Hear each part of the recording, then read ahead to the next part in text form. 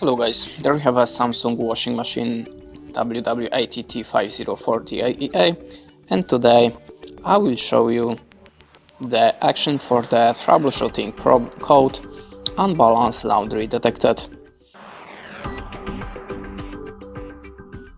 So if you see this code, that means the spinning does not work, and you should make sure laundry is spread out evenly. Make sure the washing machine is on the flat, stable surface. Redistribute the load if only one item of clothing needs washing, such as a bathrobe or pair of jeans. The final spin results may be unsatisfactory, and the Unbalanced Laundry Detected check message will be shown in the display.